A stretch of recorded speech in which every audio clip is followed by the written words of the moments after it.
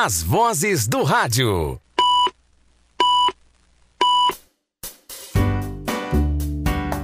Oi, eu sou a Eliana Schuff, eu trabalho na Rádio Mix FM há praticamente 16 anos, mas eu comecei a fazer rádio nos anos 80, eu comecei a fazer estágio, e 81 para ser precisa, eu fui estagiária de uma rádio, e como eu era menor de idade, eu ainda não tinha DRT, não tinha nem o ensino médio concluído, e ali eu fui fazer, assim, um estágio, fui pedir numa rádio que eu gostava, que eu ouvia muito, que era uma rádio de ponta, era muito ouvida entre o público jovem, porque eu tinha muito interesse em fazer rádio e na época não existia nem curso de rádio e TV e também não tinha estágio. E ali naqueles departamentos eu passei um ano, fiz estágio na parte do atendimento ao ouvinte, a construção de notas jornalísticas e textos específicos para rádio, já que você não tem imagem, a programação comercial e também o roteiro musical, o trabalho de rua, né, que é feito para a maioria das rádios na parte promocional e os estúdios tanto de gravação quanto ao vivo. E apaixonei, assim, pela parte ao vivo, eu acho que essa é a parte que mais sempre me encantou. E ali, quando eu terminei o estágio, eu esperei concluir o ensino médio, fiz um curso de rádio, de locução de rádio, depois de produção, para poder tirar o DRT. E a partir dali eu comecei a trabalhar. No início, sem registro, fazendo férias, folga, final de semana, era uma coisa meio freelancer. Mas desde 86 que eu trabalho registrada e todo dia ao vivo e tal. Então já tem isso aí praticamente 28 anos que eu trabalho fazendo locução pro FM. E assim, na verdade, o que aconteceu foi, no início da carreira, eu arranjei uma rádio que estava disposta a dar oportunidade para uma pessoa que tinha acabado de tirar o DRT e não exigia muita experiência, e era uma rádio para público jovem. E eu acabei me dando bem com isso, né? Como eu tenho uma voz jovial e tal, então assim, deu super certo. E dali pra frente eu comecei a receber convites ou fui fazendo sempre rádio jovem. Então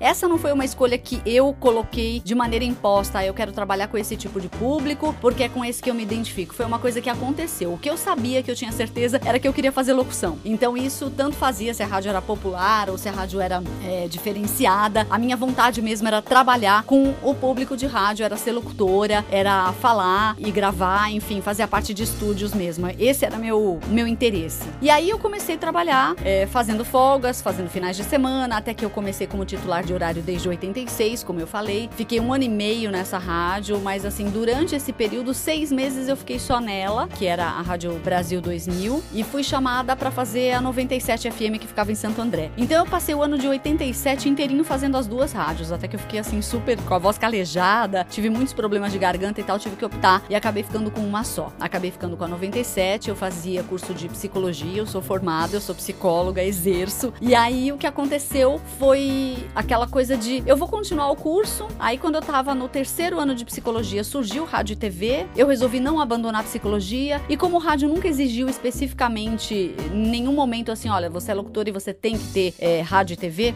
ou jornalismo, enfim, eu tinha que ter o DRT e eu já tinha. Então eu acabei levando as duas carreiras desde o final de 89, quando eu me formei na psicologia. De lá pra cá eu sempre trabalhei nas duas coisas. Então os horários que eu não tô no ar, as pessoas me acham no consultório, e nas rádios, assim, eu fiquei quase 5 anos na 97. Depois eu fui pra 89, que na época era Rádio Rock, fiquei 1 ano e meio, saí dali, fui pra Nova, que não era Nova Brasil, era Nova FM, tocava rock com dance, era pra público jovem também, isso foi em 92, da metade de 92 até o final do ano. Aí no início de 93 eu voltei pra 89, onde eu fiquei até 98. Aí quando chegou em 98 eu tinha acabado de ter uma filha, tava com uns horários meio complicados de trabalho, e surgiu o convite da Mix, e desde então eu tô na Mix, né, há muitos anos. Então fora do rádio eu já fiz gravação de comercial de campanha nacional do Guaraná Antártica há muito tempo atrás, já fiz algumas esperas telefônicas, já fiz vídeo institucional de empresa mostrando como que funciona equipamentos de trabalho, já fiz algumas coisas nessa área, mas nunca trabalhei diretamente com locução comercial. Aconteceu das pessoas me ouvirem na rádio e me convidarem para um trabalho esporádico. Então meu trabalho foi basicamente locução ao vivo, em FM, para público jovem durante todo esse período. Aí assim, a maior dificuldade que eu já encontrei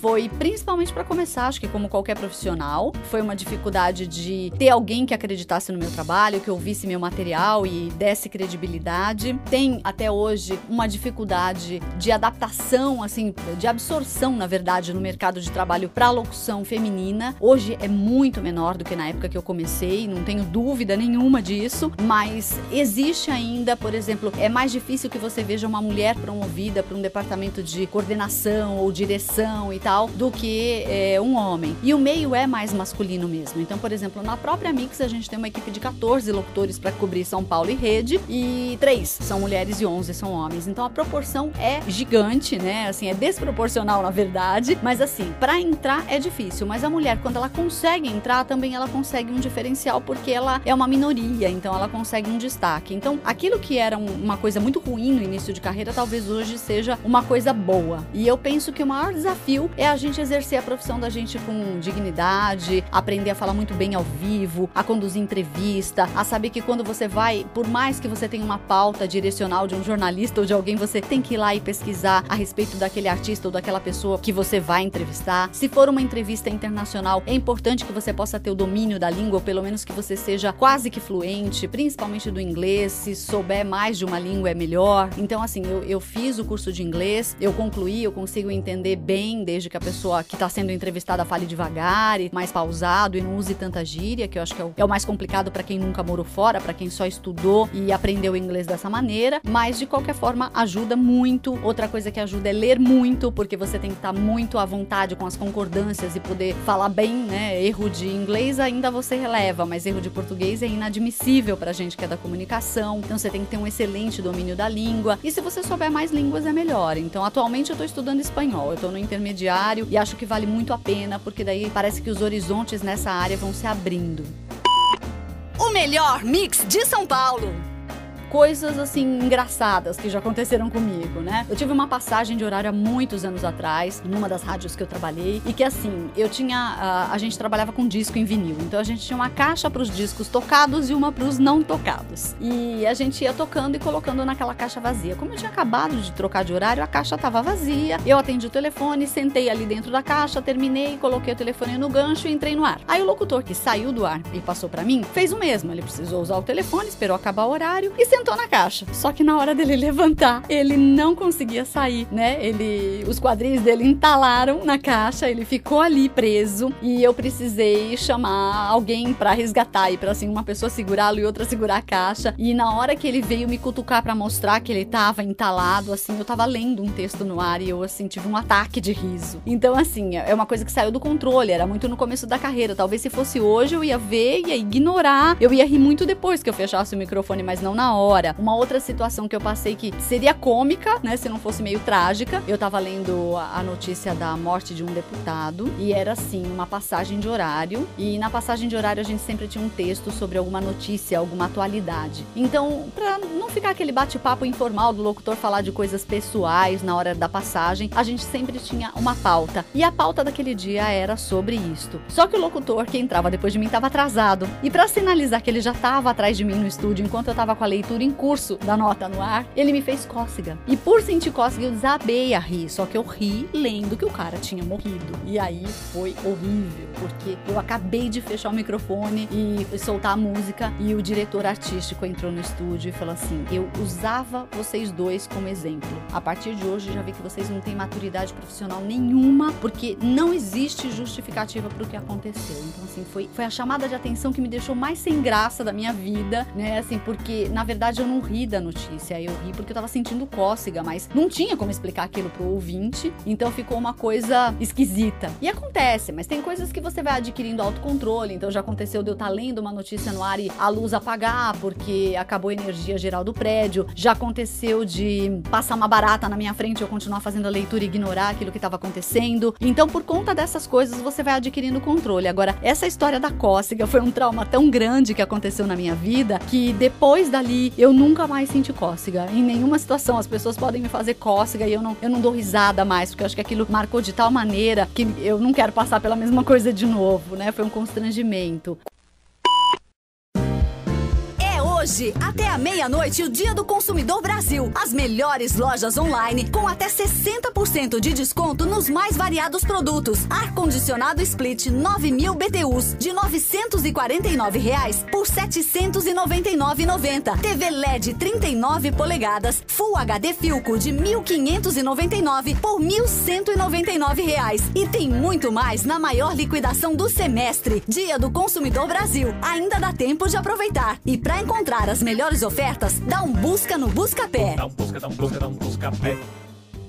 Cuidados que eu tenho com a minha voz, assim, alguns são até engraçados, né, do tipo, eu não ando no vento de boca aberta, que é pra não entrar aquele jato de vento gelado na garganta, mas é real isso. Eu não gosto de agasalhar o pescoço, assim, essa história de cachecol ou gola alta não é muito a minha cara, então eu procuro compensar com outras coisas, mas eu percebo que pra mim, por exemplo, eu já descobri que se eu tiver com o pé gelado, a minha voz vai falhar, então eu procuro manter os pés quentes, né, então quando eu tô no estúdio trabalhando, por mais que esteja calor lá fora, como a gente tem ar-condicionado, eu procuro manter os pés quentes, tomar muita água durante o horário, procuro tomar água assim, sempre, né, assim, tá hidratando, não tomar muito gelado, ou não gritar, não elevar o tom de voz. Então se eu vou numa festa que tá barulhenta, com discoteca, som alto, as pessoas conversando muito, e aquele som que você tem que falar cada vez mais alto, eu evito, eu fico mais quieta num canto, ou eu vou pra um canto mais reservado pra realmente não desgastar a minha voz. Já aconteceu até de eu estar no Hopi Hari, naquele elevador que despenca, e não gritar, porque eu pensei, amanhã eu tenho que estar no ar, então eu não posso gritar. Então, assim, de conter tudo isso. Eu acho que quando a gente gosta muito da profissão,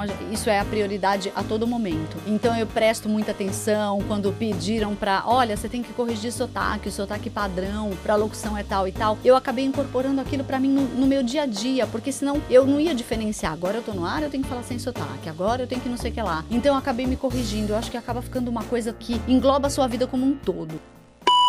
Neste Natal temos um presente especial para você. O Tietê Plaza Shopping. Moda, gastronomia e lazer em um ambiente moderno com tudo que precisa. Um novo shopping para São Paulo. Um novo shopping para você. Avenida Raimundo Pereira de Magalhães, 1465 Pirituba. Acesso também pela Marginal Tietê. Em dezembro, no Tietê Plaza, o estacionamento é gratuito. O que eu diria para quem começa a carreira de locutor? Primeiro que tem que gostar muito, porque locutor não tem sábado, não tem domingo, não tem feriado, não tem hora. Você tem que cumprir aquela escala ao vivo, você tem que estar lá, aconteça o que acontecer. Então se você não gosta, ou se você vai ser aquela pessoa que, ai caramba, tô perdendo uma festa, um casamento, ou isso ou aquilo, as outras coisas são prioridade, não dá, não vai funcionar. Então você tem que gostar muito. Agora as dicas, persista. Porque não tem nenhuma profissão que é fácil, não tem nenhuma carreira que é fácil, ninguém nasce sabendo. A gente ouve muito mais nãos do que sim, principalmente no início da carreira. É difícil você ter um voto de credibilidade e quando alguém dá, você tem que aproveitar ao máximo. Então eu acho que respeito com os colegas, pontualidade. Se alguém escreveu o texto, procurar se manter naquilo que foi escrito, porque aquela pessoa pensou em cada palavra. Então a gente não tem que ir lá e mudar tudo, mudar a programação musical. Não, você tem um respeito com as regras do trabalho. Então eu acho que é importante que a gente tenha essa consciência, que a gente como locutor, a gente acaba funcionando como um destaque porque a gente aparece, é o nome da gente, as pessoas ouvem, mas a gente é parte de um todo e a gente finaliza o trabalho da equipe inteira. O que a gente fizer ali no final das contas, a gente vai valorizar tudo que foi feito nos bastidores ou então a gente vai botar tudo a perder. Então a gente precisa ter essa consciência. E o conselho que eu dou é assim, ler muito, ouvir muito as rádios, ir atrás das informações que são importantes, conversar com gente que trabalha no meio, para você saber como cada pessoa começou, mas acima de tudo persistência, ir atrás, sabe, ir em busca, não ficar chateado porque os primeiros salários são baixos, não ficar chateado porque isso aqui foi ou aquilo não foi remunerado, começar a olhar a carreira como um todo e não simplesmente aquele momento que você está vivendo. Eu acho que a persistência é a chave, assim, a persistência e a determinação de sempre dar o melhor. É muito mais importante do que uma pessoa extremamente talentosa e com uma voz bonita, porque a voz bonita não vai segurar nada, é igual beleza, né? Beleza não segura relacionamento. A voz bonita também não segura você no ar. O que segura é a tua inteligência, a tua capacidade, a tua dicção, a tua clareza na comunicação, a tua forma de chegar e passar aquela mensagem que precisa ser dita, seja uma mensagem promocional ou um texto importante. Então é isso que vai ficar, né? Então assim, a minha dica é isso. Ler muito, ouvir muito o rádio, participar daquilo que puder, conversar com profissionais da área e meter a cara. Vai ouvir não? Não tem importância. Aquela pessoa não acreditou em você, é só uma. Você vai buscar a próxima, até uma hora que alguém abre uma porta. Então eu acho que é assim que funciona. Eu desejo boa sorte convite pra quem tá ouvindo. E só posso dizer que assim, eu tô há muito tempo na carreira, mas eu entro no ar todos os dias como se fosse a primeira vez. Eu amo o que eu faço, eu não me vejo longe disso. Acho que eu tenho uma facilidade muito grande pra me comunicar e eu faço disso o meu dia a dia, porque eu faço com prazer, com muito carinho, tenho muito prazer em explicar como o trabalho funciona, tenho prazer em todos os dias levantar e fazer a mesma coisa todos os dias de uma maneira um pouquinho diferente para procurar colocar uma pitadinha de diferencial no dia a dia das pessoas. Principalmente porque eu trabalho numa rádio de entretenimento, então eu busco levar alegria e tal. E para finalizar, eu queria contar um episódio que assim, para mim foi muito marcante. Eu já tive pessoas que chegaram a me ligar dizendo: olha, o meu filho tem uma deficiência e ele fica muito feliz quando escuta a sua voz. Acho que a vibração de alegria que você passa é intensa e ele tem uma paralisia cerebral e a gente grava e põe lá pra ouvir porque a gente já percebeu que isso acalma ele. Então isso salário nenhum vai pagar, né? Ou então você cruzar alguém no elevador ou uma pessoa que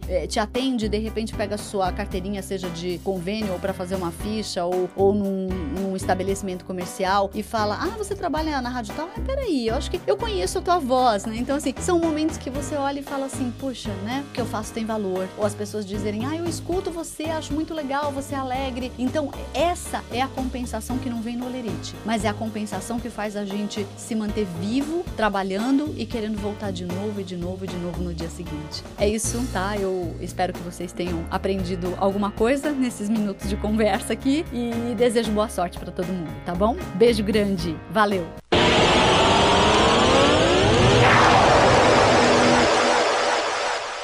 As vozes